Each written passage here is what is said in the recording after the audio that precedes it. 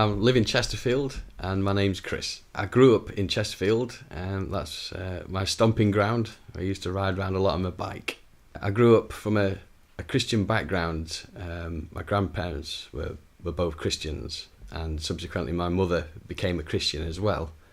However, my father put a stop to that because he was completely against it and stopped my mother from going to church. As a result of that, my mother sort of drifted away from church and God, and sort of respected my father's wishes and stuck by his side, really. In my teenage years, I sort of got in with a bad crowd, I guess, and got into smoking cannabis and taking drugs and things, and knocking about drinking, and generally being pretty unruly. I've smoked cannabis since I was probably 16, and it increased over the years until I was smoking it every day up until about 2 years ago. I moved to Bakewell and bought a new house and lived there for about a year with my girlfriend at the time, and unfortunately the relationship we broke up, and I was forced out of the house and ended up moving into my parents' house. A real low point, dark point in life where I just felt as though I'd lost absolutely everything. I'd lost all my possessions, my home, my son, my girlfriend, all gone.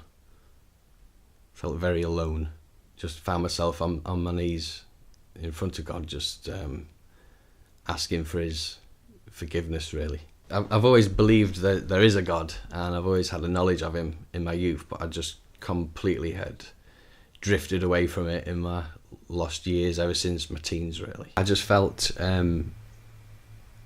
immensely guilty for the way I'd sort of lived my life up to this point. I could just see that I'd lived in total darkness, and I just wanted to change from that point on. I asked for Jesus' forgiveness, and I felt a great deal of peace and joy like I've never felt before, but I still felt guilt. A few days later on, I was in my bedroom, and I decided to pray to Jesus and just ask for his forgiveness. Yeah, a friend of my dad's had been asking my dad to go to church for some years, so as soon as I found out about it and heard about it, I said, that's it, I'm definitely going there. I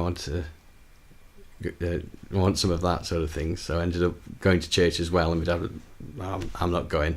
But in the end, he did actually come along with me, and so did my mother as well. Straight away, Jesus just healed me of that cannabis addiction completely, and it is something that I've been battling with for years to try and stop. And from time to time, with no result from that whatsoever. But immediately, Jesus just took that away from me. No problem. It was amazing. It just completely healed me. I had no desire to smoke it again at all. As well as healing me of my addictions, he also healed my heart from any damage I'd gone through for being hurt by people in the past, and basically made me able to love again and to move on.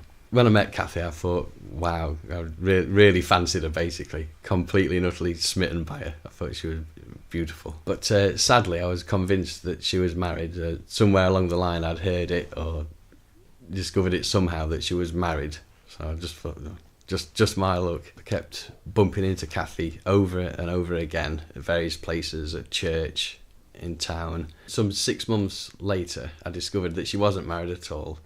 And that was a very pleasing moment to hear that. It was brilliant. And the following day, I contacted her on Facebook and asked her out on a date. And sadly, she blew me out. She wasn't having any of it.